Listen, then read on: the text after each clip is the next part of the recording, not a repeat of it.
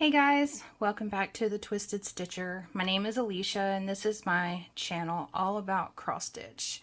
So today we are going to be doing a stitch with me on the Night Trolley from Artecy. This one is by Leonid Afremov. I have cropped this image. I have taken this section off and the top row of the buildings, just mainly to focus on the people underneath the umbrella, and the main focus part is the trolley itself. So let's get started. Wrong way. And let's back this joker up just a little bit. So this black part down here is the base of the lamp post. If you can see right here, that's where we are. So again, I've cropped it somewhere right around here. So I started from the corner, but there's two colors, or there are two colors that I do not have, and apparently I missed them. So I've moved over and started here, which is not very far from my corner. So this is what we are going to do today. I have my two little wiener dogs in the room with me. You might hear them snoring as they little cat nap themselves today. And they can be quite noisy. They'll out-snore you for sure. Okay, so I'm gonna start with 741, which is an orange, a very bright orange. It's like a, I don't know, it's almost like a tangerine kind of color. So that's what we're going to start with. How is everyone? Are we doing okay? Surviving this hot weather? Again, I'm in South Carolina, so the humidity has been bad. We've had storms coming in, and it's like every afternoon we get a hellacious storm, and it's been crazy. So give me just a second while I get myself together here.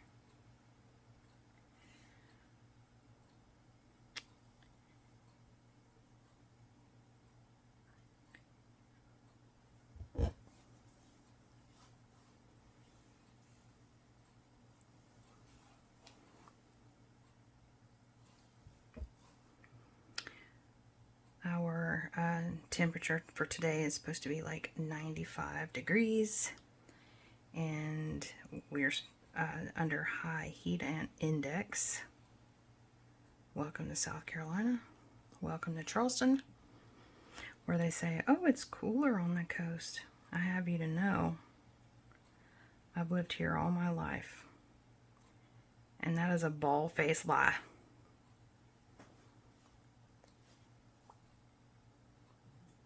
That is a bald-faced lie.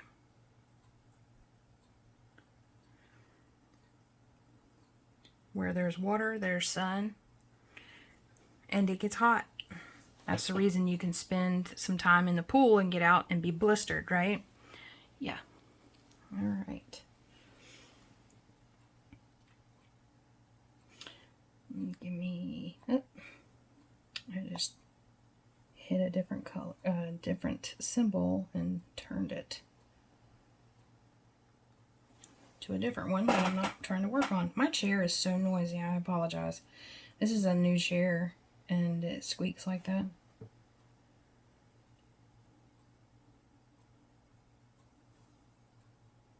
Where's the best place? So I am a cross-country stitcher, so follow along. All right, so I'm going to start by making my tail 1, 2, 3 over 1, 1, 2, 3 over 1. So I am going to, and I'm going to be heading this way, so I'm just going to start my tail here.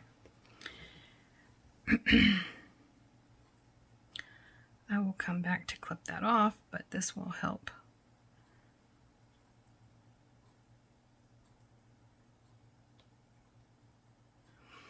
I will eventually stitch over this to secure my tail. 1, 2, 3. This seems to be a little more of a struggle today. Okay, and this is on 28 count even weave. I'm stitching 1 over 1, and I am going to secure my stitch right here.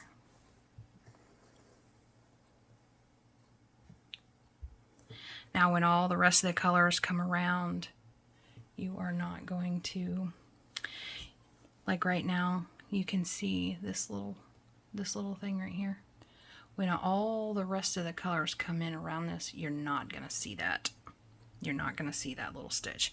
But this is how I start my stitches. Each time I change color, this is what I do. I start with anchoring my stitch down. So now I could clip this tail, but to make sure that it doesn't come loose, I leave it here. I try to stitch a few colors right between this stitch and where my tail is.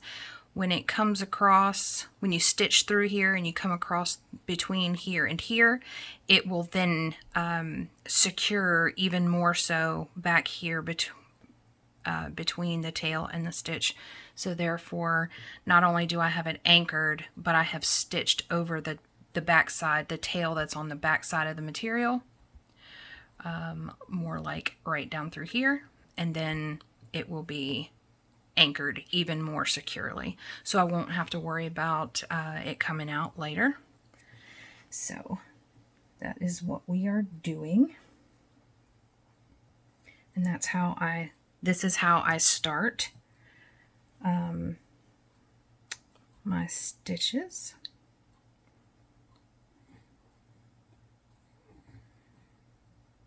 1, 2, 3, up 1, 1, 2, 3, and up 1. So I'm going to just continue to stitch. And this is kind of an awkward position so to be in with this color, the way they're expecting you to stitch. It's kind of like jumping a little bit. So we're just gonna do our best, because sometimes stitching does not give you the best setup for trying to move about your stitches. Hopefully that made sense. If not, not everything's in a straight line is what I'm saying. So sometimes you have to jump around a little bit. And hopefully you can see what I'm doing. And then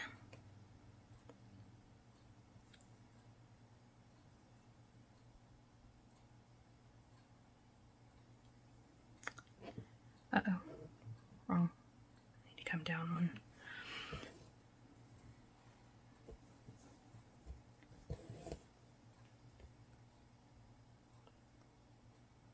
And it looks like I'm going to be going right over, because this is my starting stitch right here, where I was just talking about anchoring here. And the tail, I'm cutting across this tail, so I'm actually going to anchor it in just a minute by multiple stitches, not just one.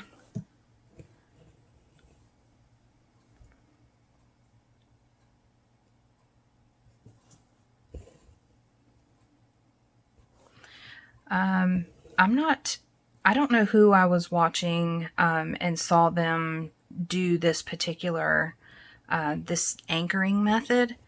I don't even know, I just call it the anchoring method or securing method. I don't even know if it has an actual name. I don't even know who I was watching. It was like in the beginning of me finding out, finding out that Flosstube even existed. I just found some people and started watching their Flosstube. I have absolutely no idea who I adopted this method from. And when I saw this person do it, I was like, I don't know, is that going to work?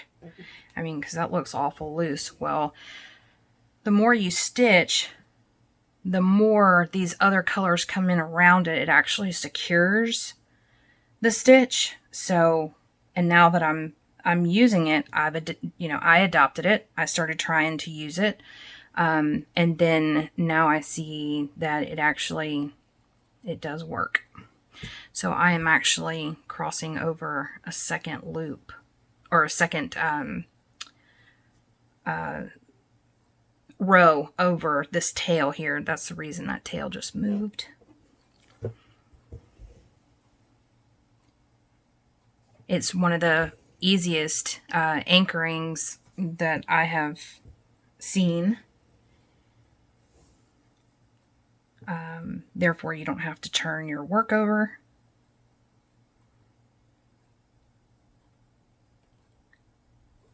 And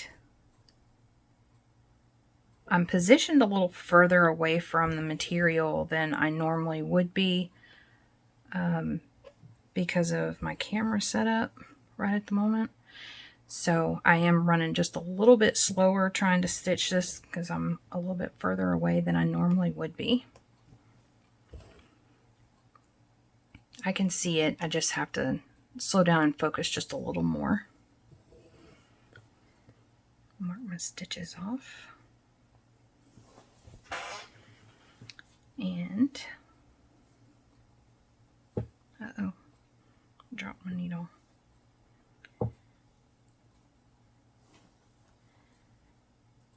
Okay. Oh, there it is.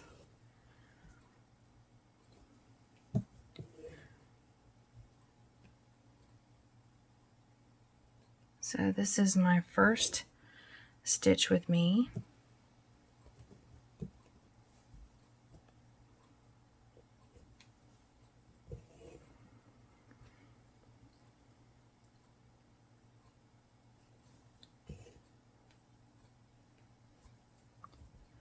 Trying to count these itty bitty squares. I mean, they're small.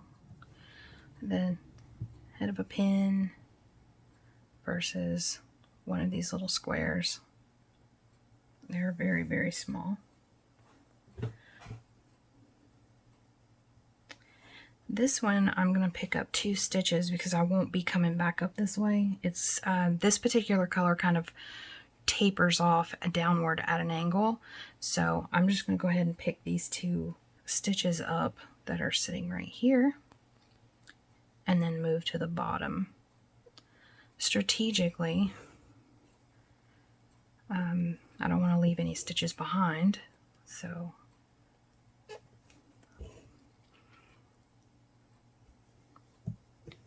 going to pick these 2 up and then move further down because I will be distanced from this here in a few minutes. And it would be too far to try to come back for.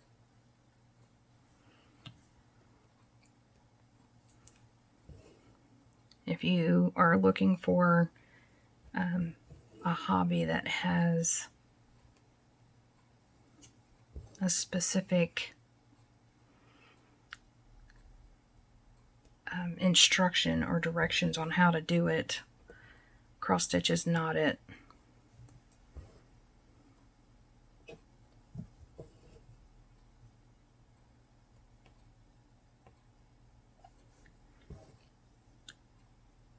So when I started cross stitching 37 years ago and counting, everything was start from the center work your way out. Start from the center, work your way out.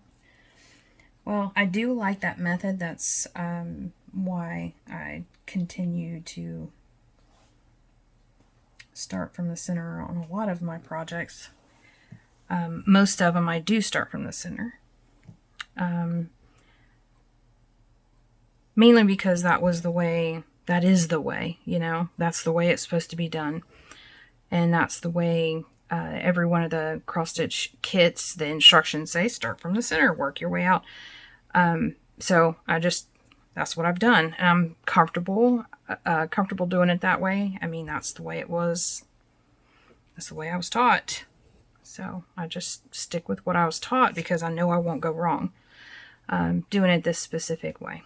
So I continue to do it that way. Now I do have a couple that I have started from a corner or from an edge close to a corner. You know, you try to start from a corner and then it's like, well, I don't have that color. Most of my stuff, like when I kit it up, I have all the colors for it. This one, I have majority of the colors scattered between several different projects, but I have about 7 colors that I have to have for this particular project that I do not have in any other projects. So when I went to start this one, obviously this one started with black and 310 and then 939 from the corner, and 154 also. So for the most part, I have those colors, but there are a few of the colors that are here working out of that corner that I don't have. So in order to try to work on it, I had to move up a little bit in order to pick up another color that I did have to work with. So it's made it a little complicated trying to work on it. So I decided I was going to come out and start working here where I am right now, because those colors tend to run towards this direction and then kind of stop. So I was like, you know what, I'll just come over here and start working some of these colors until I get with those other, or get some other the other colors, if I can get it out. I'm stuttering today.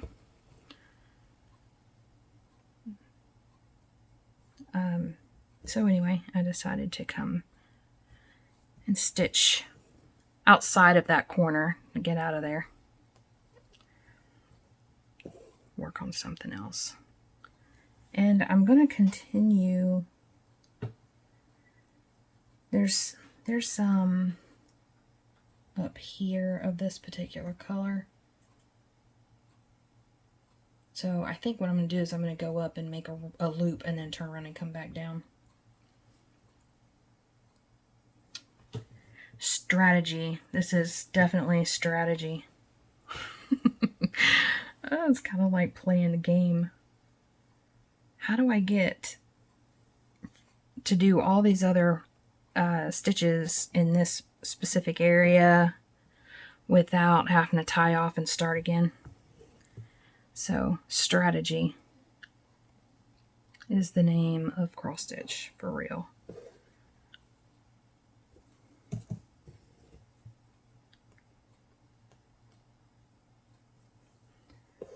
It's the name of the game for sure.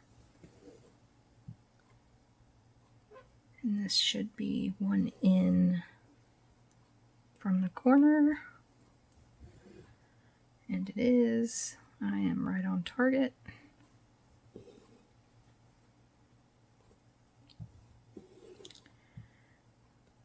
So this is my loop I was talking about. I've come all the way up. Now I'm going to work my way around and come back down.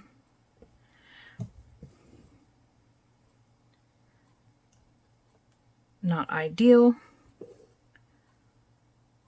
but you want to keep going without having to start and stop your thread, creating multiple tails. And let's see, this is 1, 2, over 1. I'm sure y'all talk to yourselves too, as far as like counting and keeping yourself on task, making sure you're not putting the wrong stitches down. Okay, that's that one, and then 2 and 1. Okay, and from here I gotta come back down. 1, 2, 3, 4. 1, 2, 3, 4.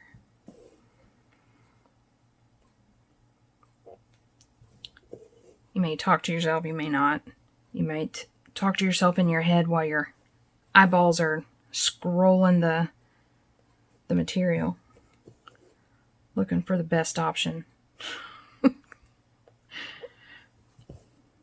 It's funny. And then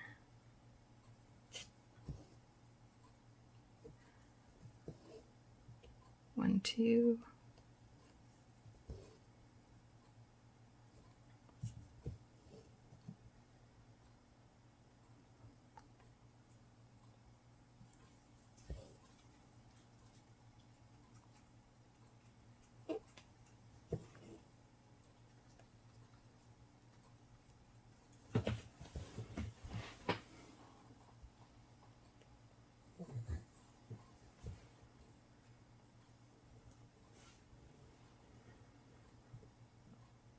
And then come down.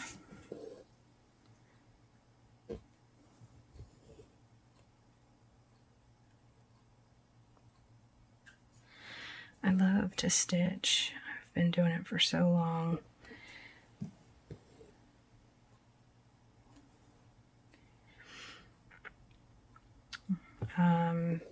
You know, watching Flosstube, I realized that, you know, I've always stitched what I wanted to stitch, but I have never stitched anything holiday related. I love Christmas. It's my favorite time of the year, and I do not own the first Christmas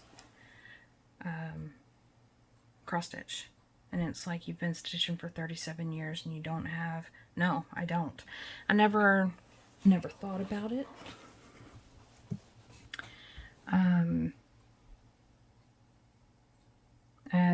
I think about a lot of things, but that was not one of them.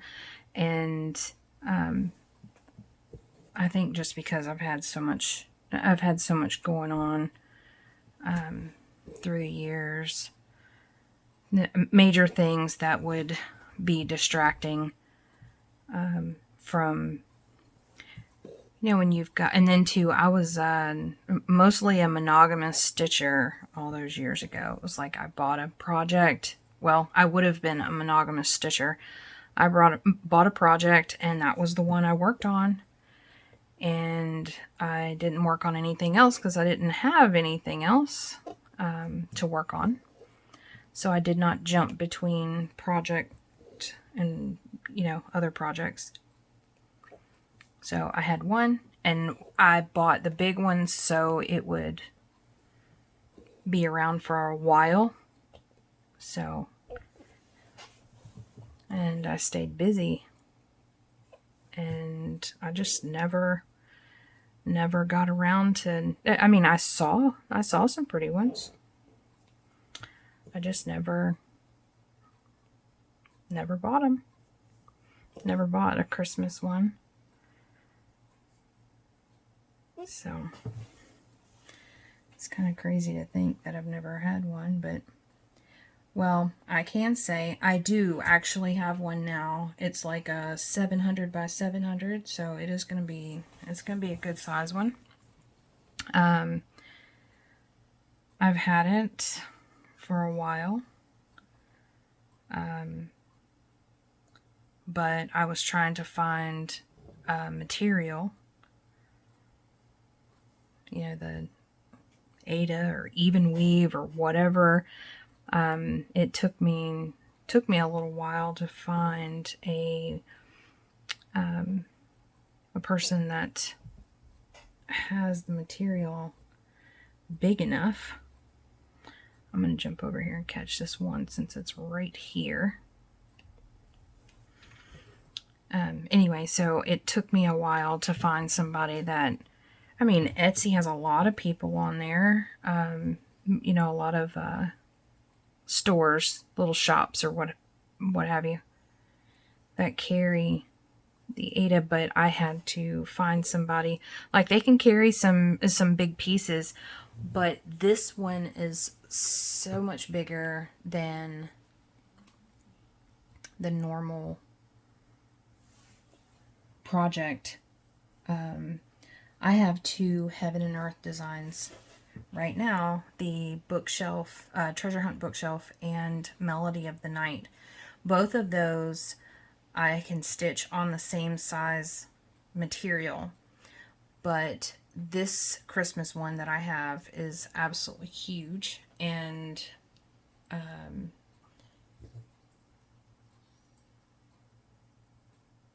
so let's see, the bookshelf from left to right is 625 wide.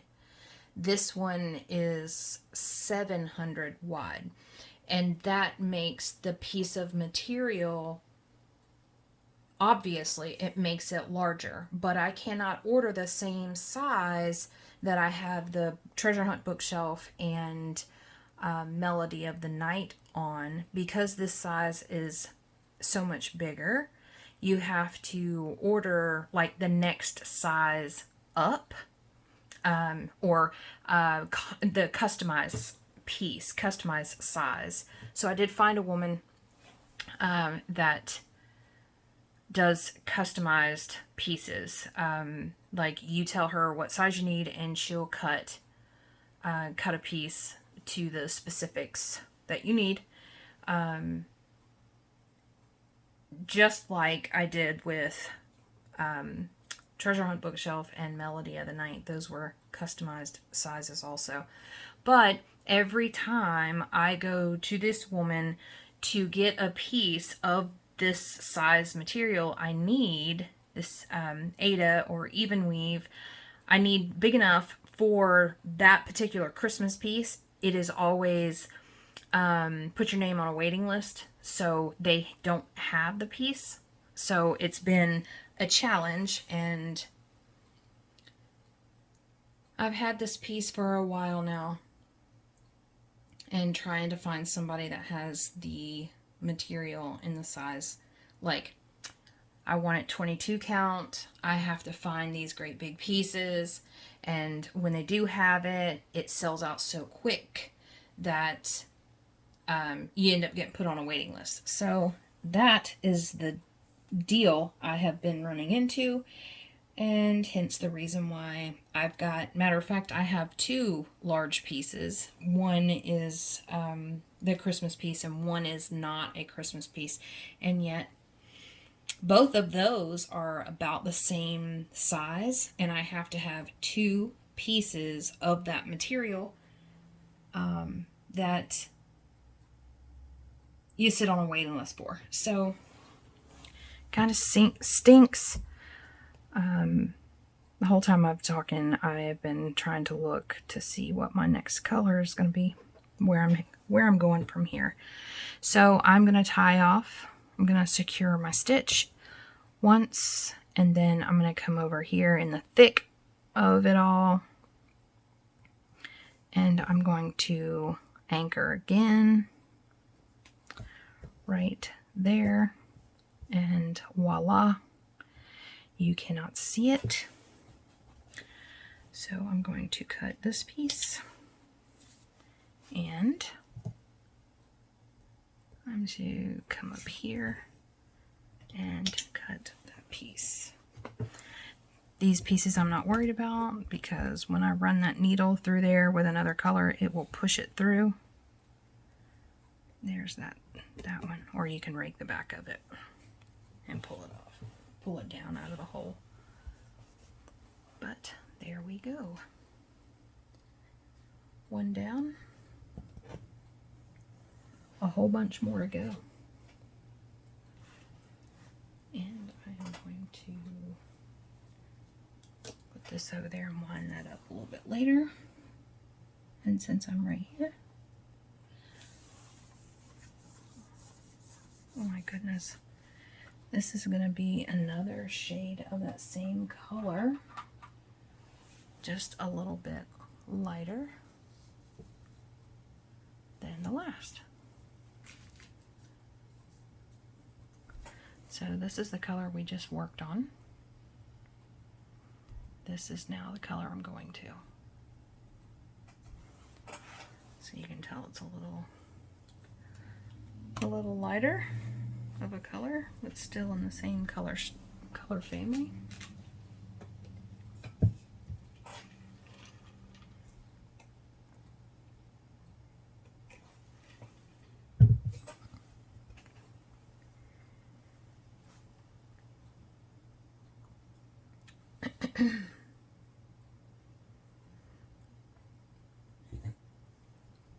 Y'all make sure that you drink plenty.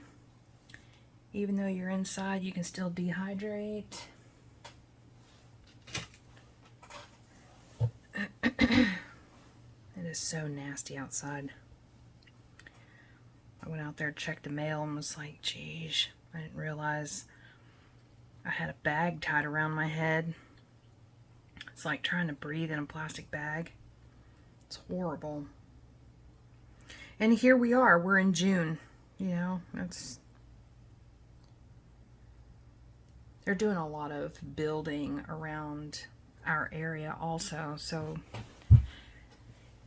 you know, where we had the trees for shade, we don't have that anymore, so it's making it real bad. This is a bigger section for this color, so I think what I will do is run it in columns. I think that's what I'll do, is run it in columns. Okay, I'm gonna create a tail. I need to pull pattern keeper around here so I can see.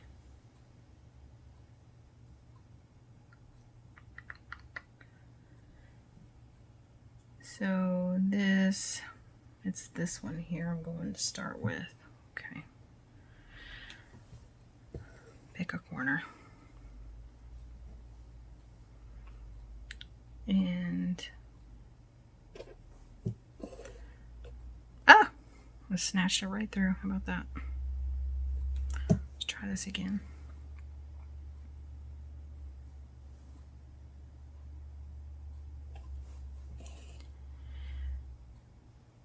Every single time I start my floss, I always anchor.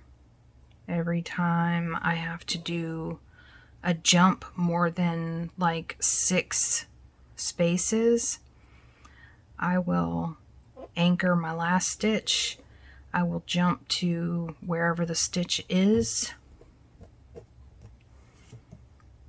I will anchor and then continue, and I will anchor normally 2 different times as I'm finishing off. Like when I make my last stitch of that color, I will anchor 2 different places before I cut my floss. This way I know that you know, because it still has to go through the wash process. It still has to go through, you know, the shaping and, you know, the pulling and the shaping and the ironing and all of that. I just want to make sure that my stitches stay where I put them.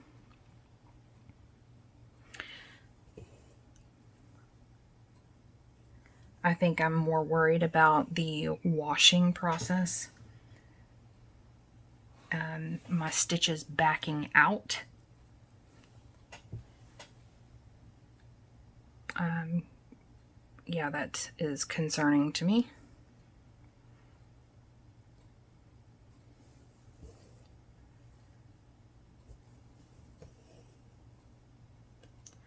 So this way, because this is such a large area to cover with this one color, I am stitching.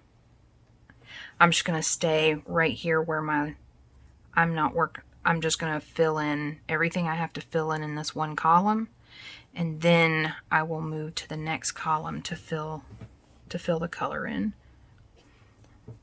I found this is a little easier for me to work this specific way.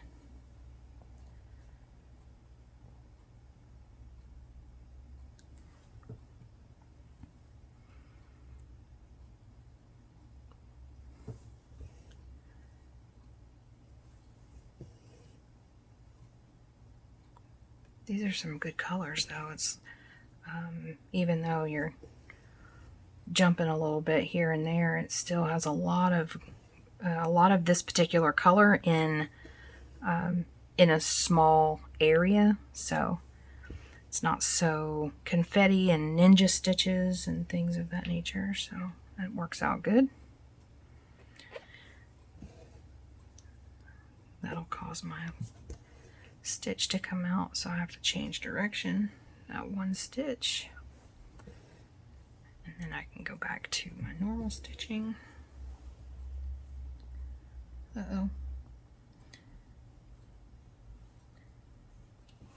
You know, when you move Pattern Keeper around and you don't go back to the mark, you know, the little pencil to mark your stitches, and you go to mark off or whatever, and because it's still on the navigation part where you can move the image around, you go to touch it and it moves the whole screen. You're like, ah, crap. For those that don't use Pattern Keeper may not understand the dynamics of that.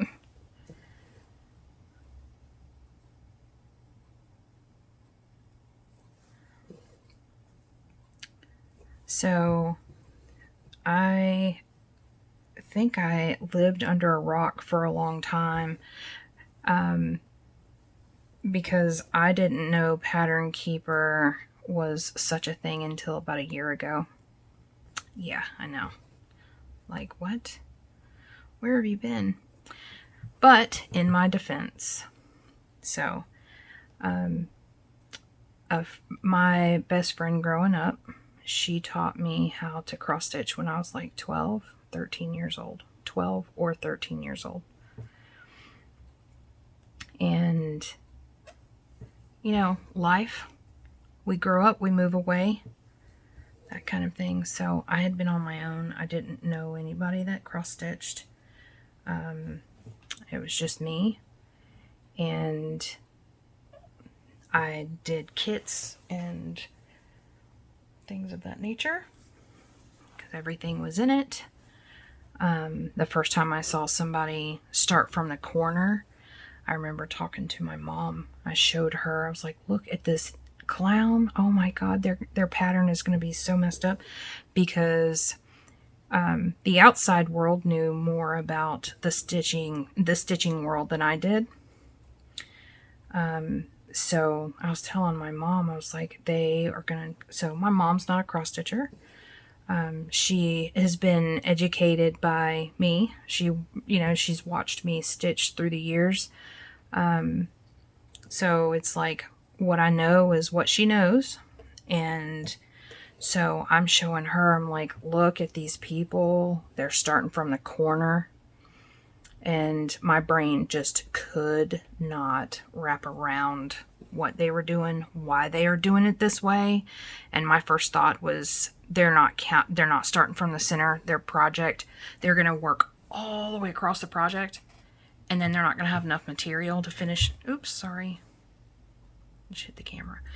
They're not going to have enough material to finish their project. They just messed up. All that kind of stuff. I had no idea about any of this until about, I don't know, let's see, it's 3, 4, 5, Okay, about 6 years ago, I worked for an attorney, and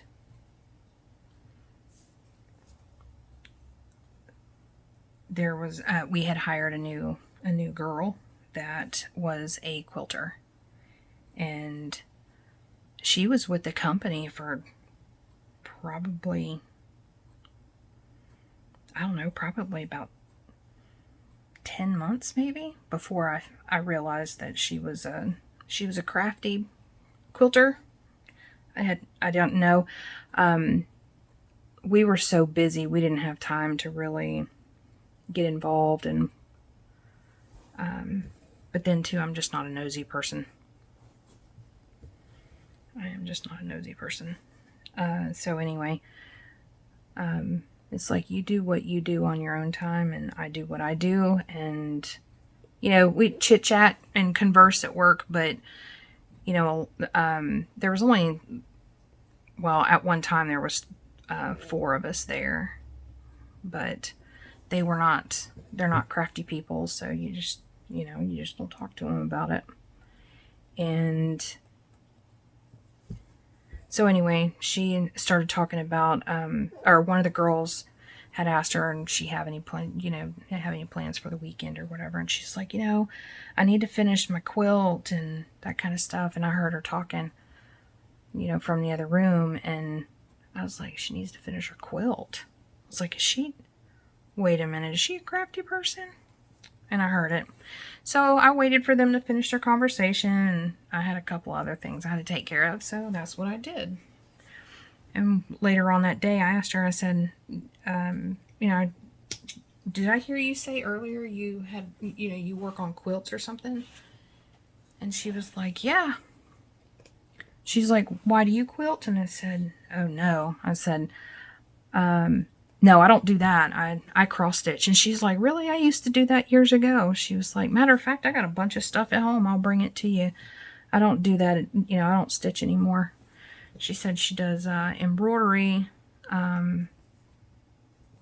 but she doesn't cross stitch anymore. She's like, but honestly, quilting is her thing. She likes that. That's her main thing. And so, and I was like, you don't have to give me anything. I just overheard you talking about it. And she was like, oh yeah. She's like, I've quilted for years and blah, blah, blah. And then she said, she started sending me,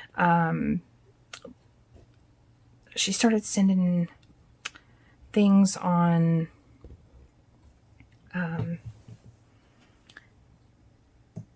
like, have you, on YouTube, she was sending stuff to me about Fat Quarter Shop, and I was like, I told her I don't quilt.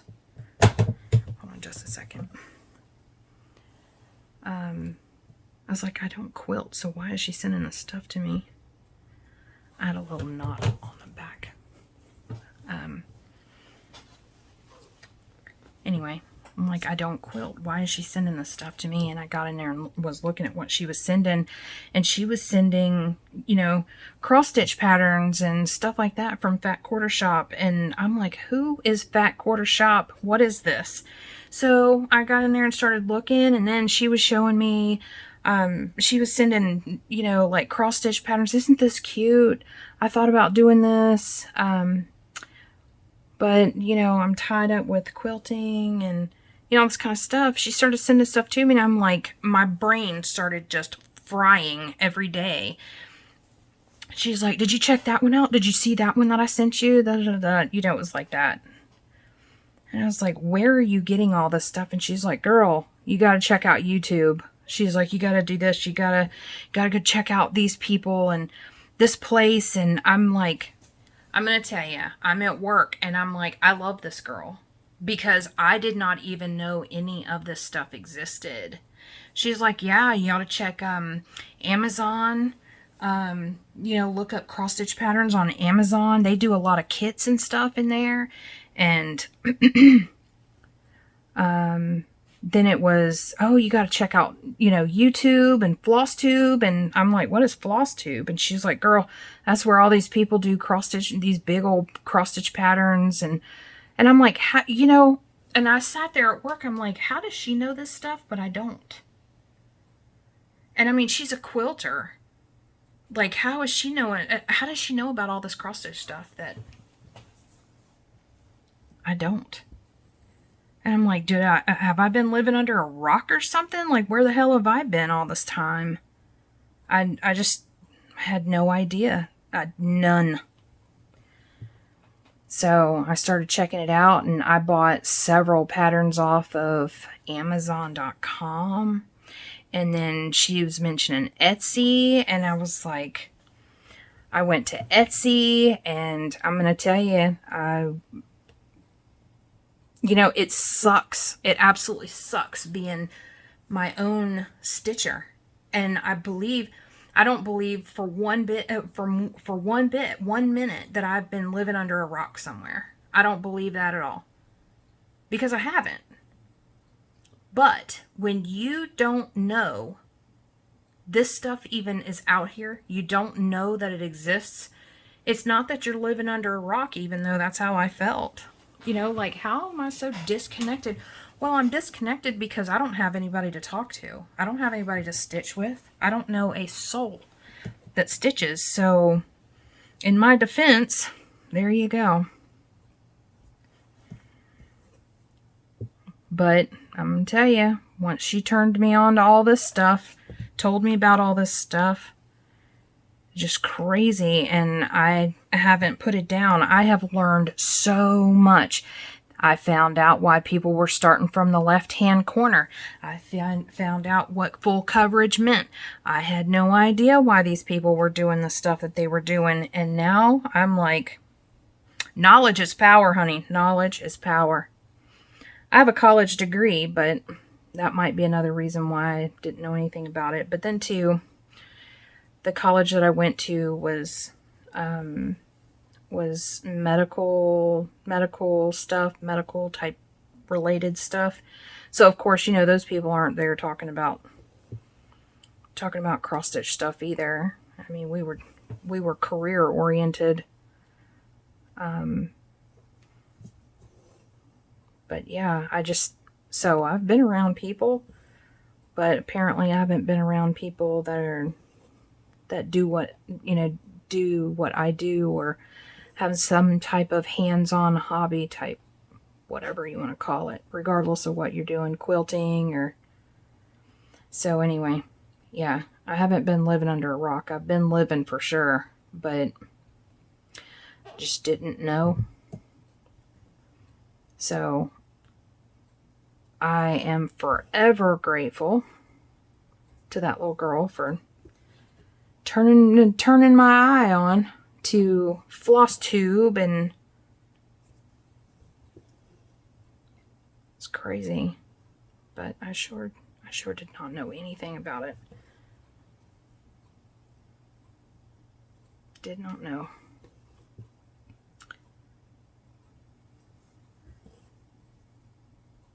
Anyway,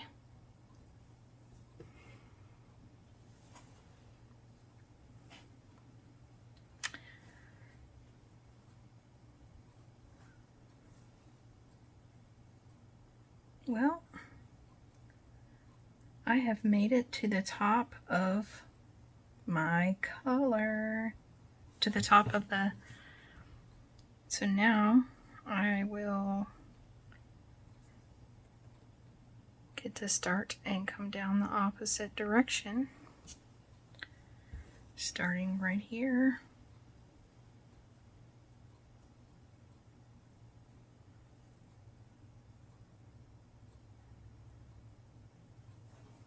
Starting right here. But I believe that is going to be it for me, guys. I appreciate you coming to hang out with me, stitch a little bit. I got 100, I think it says 102. 102 stitches. They're so small. They're cute. They're cute. Anyway, all right, guys. Well, I appreciate you coming to hang out with me. And we'll have to do this again real soon. Real soon. I enjoyed myself. Hopefully you guys enjoyed it too. Next one will probably be a little bit longer than this one. But we're almost at an hour, so anyway. Yeah, this has been fun. This has been real fun. So hopefully you enjoyed the two oranges today. My least favorite colors, but I love yellow, but not so much on the orange side of things. But it's going to be beautiful when it's all done. All done. Anyway, you guys have a great day. I will talk to you soon. And bye for now. Happy stitching.